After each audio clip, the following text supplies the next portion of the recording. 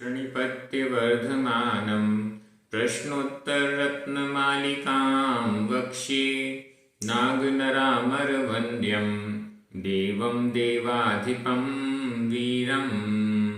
बोलिए श्री कलहराट महावीर भगवान की जय। आचार्य श्री गुरुवर विद्यासागर जी महाराज की जय। मुनि पुंगव श्री 108 सुधा सागर जी महाराज की जय।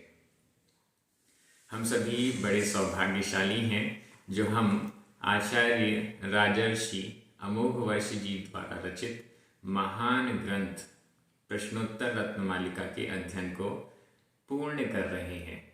आज इस ग्रंथ के अंतिम 2 श्लोकों का अर्थ हम देखेंगे और हमारा ग्रंथ पूर्ण हो जाएगा।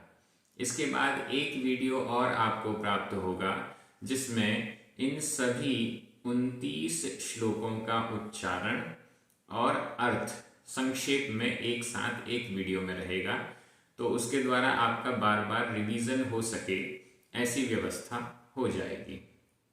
चलिए, तो आज के दोनों श्लोक बड़े महत्वपूर्ण हैं, इनको हम प्रारंभ करते हैं। थोड़ा सा ध्यान देना पड़ेगा। अर्थ तो बड़ा सरल है, लेकिन अर्थ निकाला कैसे है वो हमें ध्यान देना पड़ेगा। प्रारंभ करते हैं। श्लोक क्रमांक 28 उच्चारण।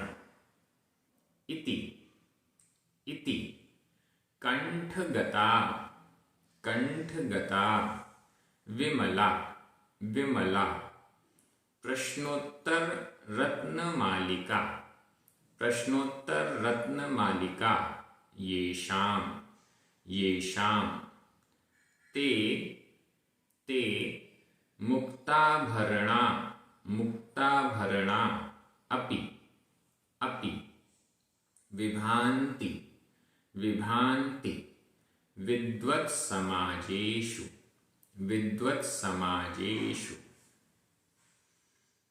इति कंठगता विमला इति कंठगता विमला प्रश्नोत्तररत्नमालिका येषां प्रश्नोत्तररत्नमालिका येषां ते मुक्ताभरणा अपि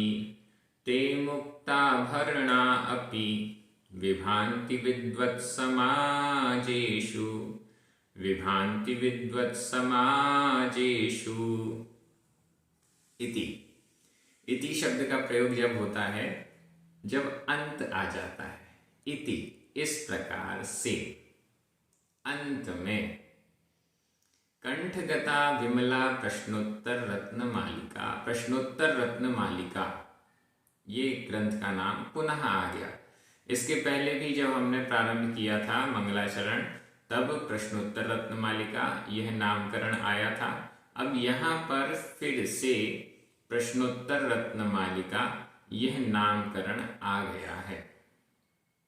इति इस प्रकार से प्रश्नोत्तर रत्नमालिका नामक ग्रंथ या प्रश्नोत्तर रूप रत्नों की माला, सुभाषित प्रश्नोत्तर रूप रत्नों की माला रूप यह ग्रंथ कैसा है?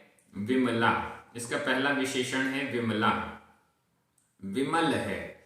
ये प्रश्नोत्तर रूप रत्नों की जो माला है, यह ग्रंथ है, वह विमल है। विमल है, पवित्र है। देखिए, यह ग्रंथ सुभाषित है, सुभाषित पर आधारित है। सुभाषित मतलब सूक्तियां, अच्छी अच्छी बातें जिनको सामान्य व्यक्ति ग्रहण करे तो उसका जीवन उत्तम बन जाता है, उसे कहते हैं सुभाषित। अब यह विमल सुभाषित है, नॉर्मल सुभाषित नहीं है, विमल सुभाषित हैं, पवित्र सुभाषित हैं। और इस पवित्र प्रश्नोत्तर रत्नमालिका रूप ग्रंथ को येषां, येषां यानी जिनके, येषां इति इस प्रकार से, येषां जिनके, कंठगता, येषां यानी जिनके, षष्ठी विभक्ति का बहुवचन, येषां जिनके, कंठगता कंठगत हो गया है, इस प्रकार से यह प्रश्नोत्तर रत्न मालिका नामक विमल पवित्र ग्रंथ जिनके कंठगत हो गया है, कंठ में उतर आया है। कंठ में उतर आया मतलब जिन्होंने इसे याद कर लिया, जिन्होंने इसे ग्रहण कर लिया है, वह व्यक्ति, कंठगता से मतलब कंठ पर आ गया है। कुछ भी बात हो और हमें उसके श्लोक याद आ जाते हैं, कुछ भी बात हो हम उसका कोई श्लोक बोल देते हैं। कैसे? मित्र कौन है, ये चर्चा चल रही है और हम तुरंत बोलते हैं यन्निवर्तयति पापात्, जो पाप से हमें बचाता है वह मित्र है। इस प्रकार से प्रश्नोत्तर रत्न मालिका के जो श्लोक हैं, पूरा ग्रंथ जो है मात्र 29 श्लोक, इन 29 श्लोकों को जिसने कंठगत कर लिया है, जिसने याद कर लिया है, स्मरण कर लिया और तुरंत बोलचाल में जो इन श्लोकों को ले आता है, ऐसे व्यक्ति ते मुक्ताभरणाः अपि। अब यहां देखिए, इति इस प्रकार से ये शाम जिनके विमल प्रश्नोत्तर रत्न मालिका नामक ग्रंथ कंठगत हो गया है, कंठ में स्थित हो गया है, ते यानी वे, जिनका ऐसा हो गया है, ते वे, प्रथमा विभक्ति बहुवचन पुल्लिंग में, ते वे, मुक्ताभरणा अपि, मुक्ताभरणाः, यह संधि विच्छेद करेंगे, मुक्ताभरणाः, विसर्ग का लोप हो गया है क्योंकि आगे अपि का आ है, तो इस कारण से विसर्ग का लोप हो गया। मुक्ताभरणा का भी अगर हम संधि विच्छेद करें तो मुक्त आभरणा, मुक्त त में छोटा आ, आभरणा बड़ा आ, छोटा आ और बड़ा आ मिलकर बड़ा आ हो गया। ते वे मुक्त आभरणाः अपि, मुक्त आभरण वाले होते हुए भी, अपि यानी भी, ते यानी वे, मुक्त आभरणा, आभरण, आभरण का अर्थ होता है आभूषण, आभूषणों से मुक्त, आभूषणों से मुक्त मतलब बिना आभूषणों के भी, क्या कह रहे हैं, जिन्होंने अपने कंठ में प्रश्नोत्तर रत्न मालिका को धारण किया है, ते वे मुक्ताभरणाः अपि, मुक्त आभरण, आभरणों से मुक्त होते हुए भी, आभरणों से रहित होते हुए भी क्या करते हैं, विभांति, शोभा को प्राप्त होते हैं, विभांति, शोभा को प्राप्त होते हैं, सुशोभित होते हैं। विभांति यह वर्तमान काल अन्य पुरुष बहुवचन का क्रिया रूप है, शोभित होते हैं। ते विभांति, वे शोभा को प्राप्त होते हैं, वे सुशोभित होते हैं। कहां पर? विद्वत् समाजेषु, किसी सामान्य जगह वो शोभा को प्राप्त करते हैं ऐसा नहीं, विद्वत् समाजेषु, विद्वत् विद्वानों की समाज में, समाज का मतलब समूह, विद्वानों के समूह में भी वे मुक्त आभरण होते हुए भी, आभूषण नहीं पहने हैं, फिर भी प्रश्नोत्तर रत्नमालिका रूप यह विमल पवित्र माला जिनके कंठ में है, वह वे सभी विद्वत समाजों में, विद्वत समूहों में, विद्वानों के समूहों में शोभा को प्राप्त होते हैं। कितना अच्छा श्लोक है, और इस श्लोक के माध्यम से ये बता दिया, हमें प्रेरणा दी जा रही है कि हमको इस ग्रंथ को याद करना है। आपने निश्चित रूप से इस ग्रंथ को पूरा पढ़ा है और कई बातें, कई ऐसी चीजें आपने नई नई सीखी होंगी जिसको आप चाहते हैं कि कभी भूलें नहीं। जैसे वो 4 भद्र जो हमने कल देखे थे, दानम प्रिय वाक्य सहितम, ज्ञान मगर्वम क्षमान्वितम शौर्यम, दान सहितम च वित्तम, त्याग सहितम च वित्तम, दुर्लभ मेतत् चतुर्भद्रम।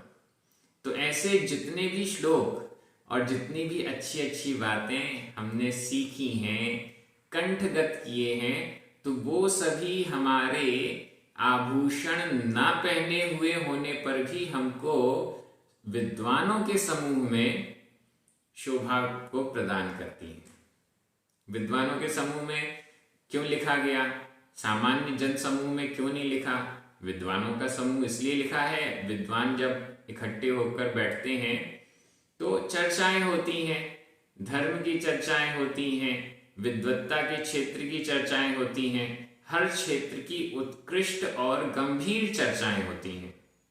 और उन उत्कृष्ट और गंभीर चर्चाओं के बीच में अगर कोई प्रश्नोत्तर रत्नमालिका के श्लोकों के द्वारा चर्चा करता है तो वह विभांति, वे सभी शोभा को प्राप्त होते हैं।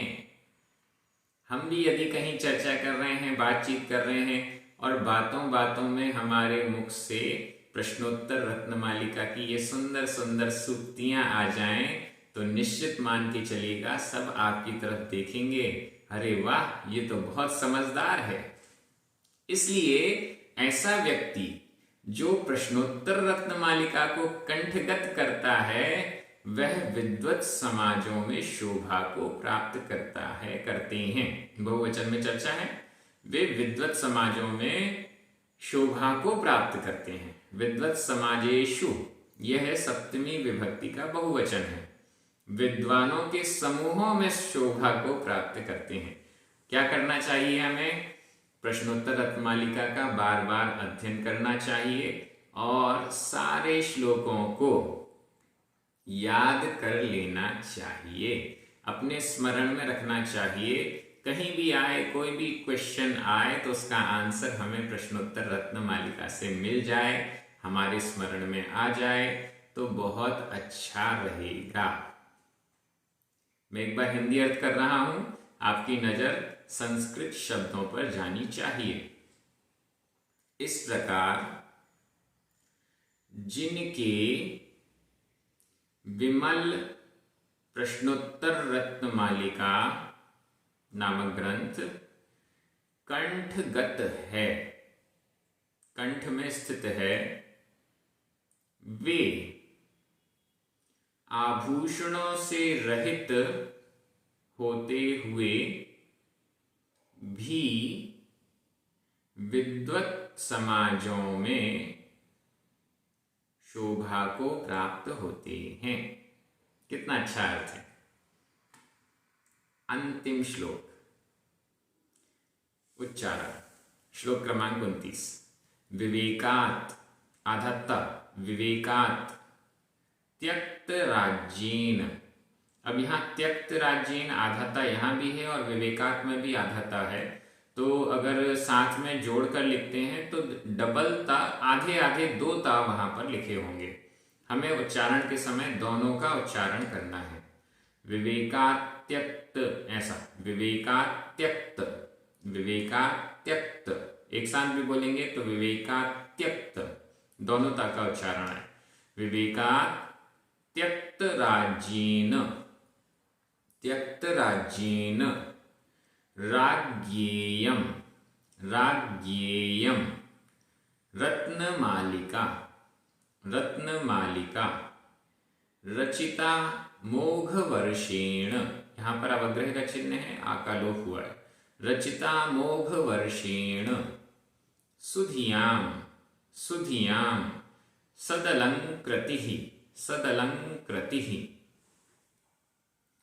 विवेकात् त्यक्त राज्येन, विवेकात् त्यक्त राज्येन राज्ञेयं रत्नमालिका, राज्ञेयं रत्नमालिका रचिता मोघवर्षेण, रचिता मोघवर्षेण सुधियां सदलंकृतिः, सुधियां सदलंकृतिः। देखिए ये जो अंतिम श्लोक है यह अनुष्टुप छंद में है।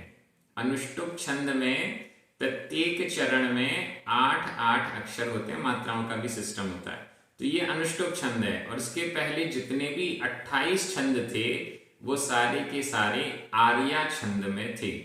आर्या छंद का मतलब है णमोकार मंत्र वाला छंद।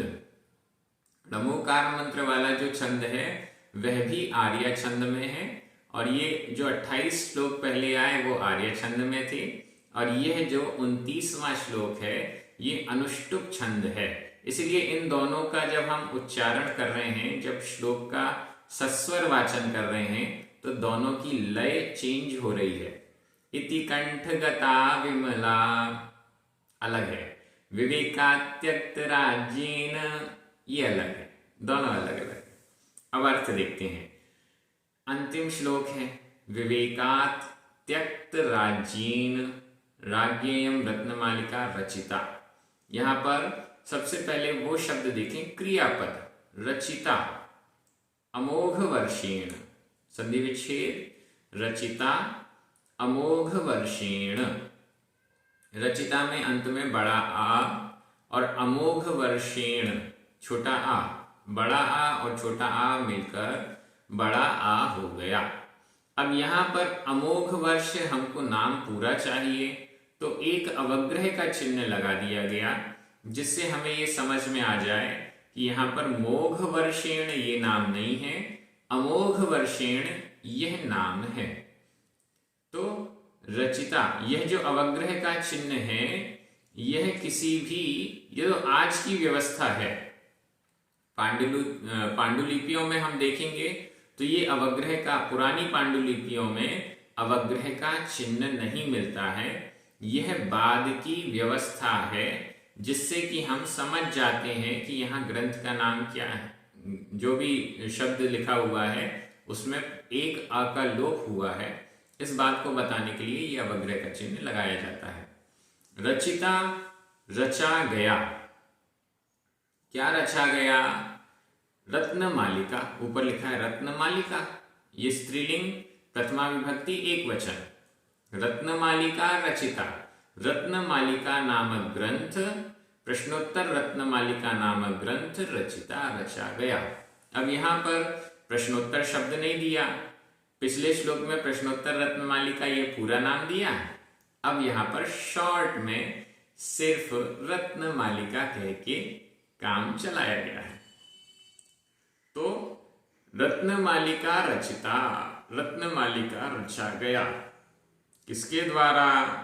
अमोघ वर्षेण, अमोघ वर्ष के द्वारा, राजर्षि अमोघ वर्ष के द्वारा, आचार्य अमोघ वर्ष के द्वारा यह रत्नमालिका नामक ग्रंथ रचिता, रचा गया।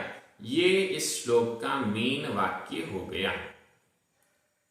इस वाक्य से हमें ये सूचित हो रहा है कि राजर्षि अमोघ वर्ष ने इस ग्रंथ की रचना की है।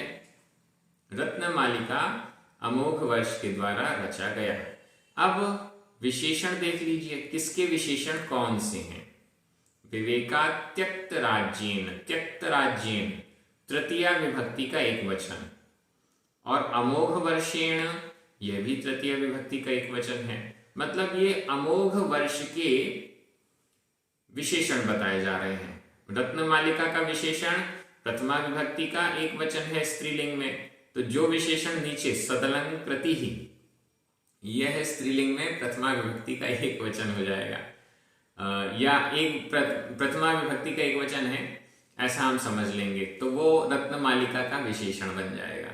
अभी यहाँ पर विवेकात त्यक्त राज्येन, विवेकात विवेक से, विवेकात विवेक से, विवेक पूर्वक जिन्होंने त्यक्त राज्येन राज्य का त्याग किया हुआ है, विवेक पूर्वक जिन्होंने राज्य का त्याग किया है, ऐसे अमोघ वर्ष के द्वारा यह रत्नमालिका रची गई।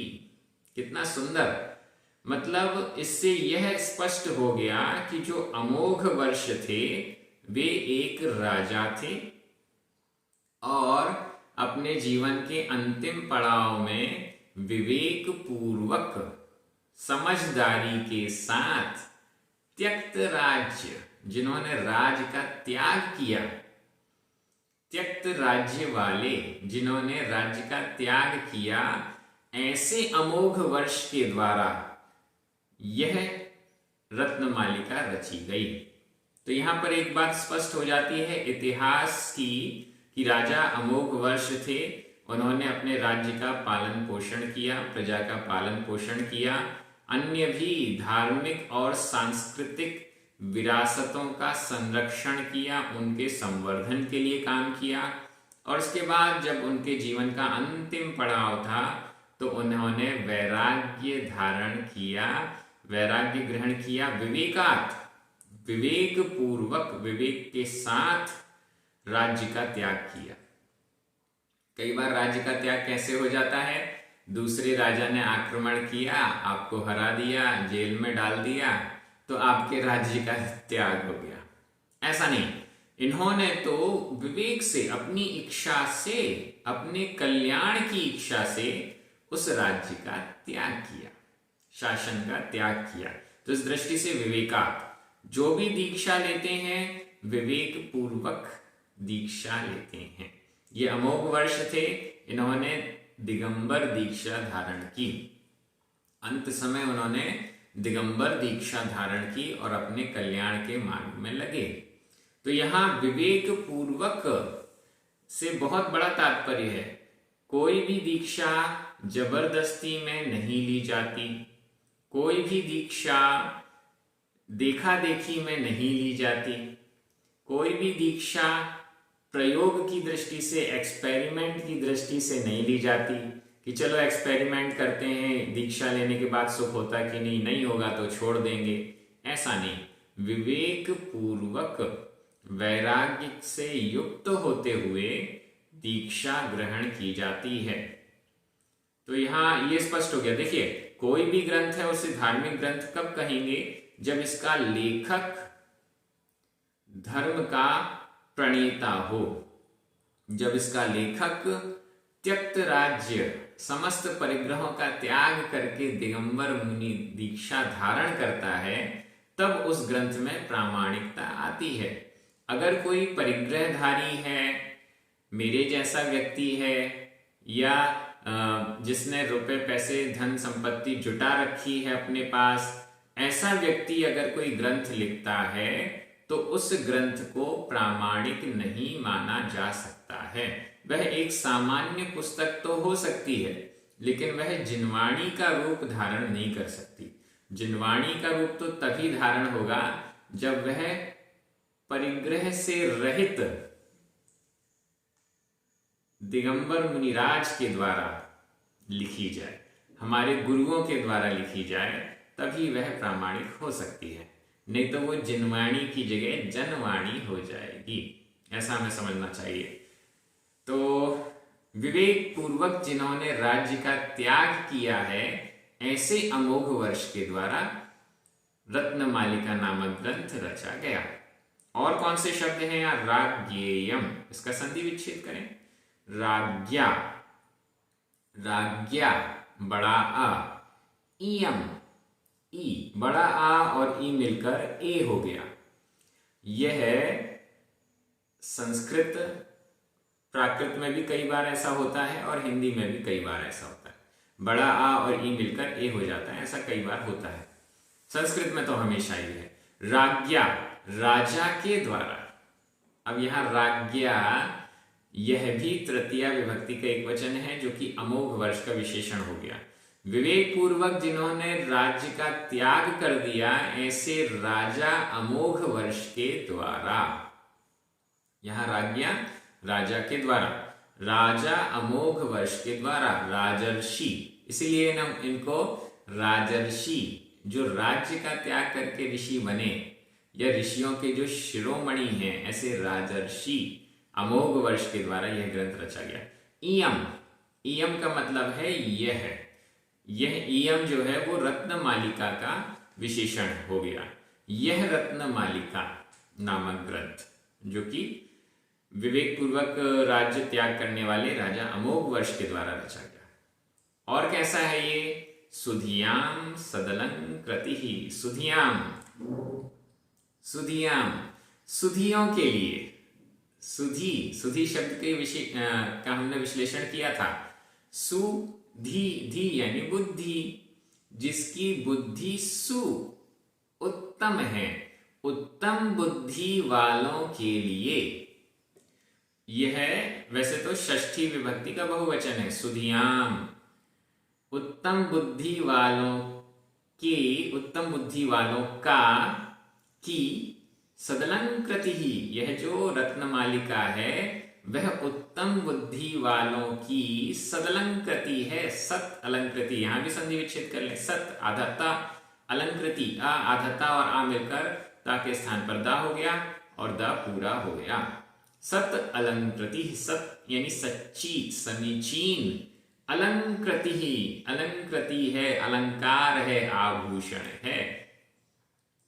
उत्तम बुद्धि वालों का सच्चा आभूषण रूप यह रत्नमालिका नामक ग्रंथ विवेक पूर्वक जिन्होंने अपने राज्य का त्याग किया है, ऐसे राजा अमोघ वर्ष के द्वारा रची गई है।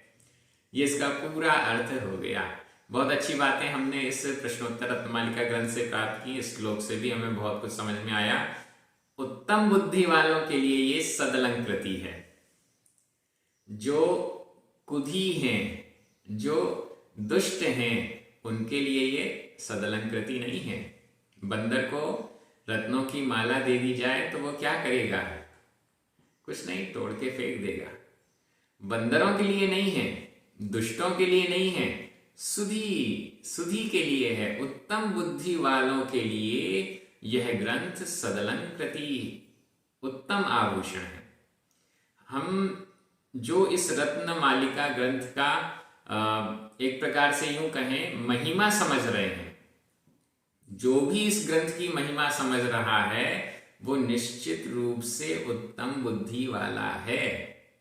देखिए, सामने एक रत्न रखा हुआ है, उसकी महिमा कौन समझेगा, उसकी कीमत कौन समझेगा? जो जौहरी होगा वह ही समझ सकता है। जो जौहरी नहीं है उसके लिए तो ये एक चमकीला पत्थर जैसा है और कुछ भी नहीं।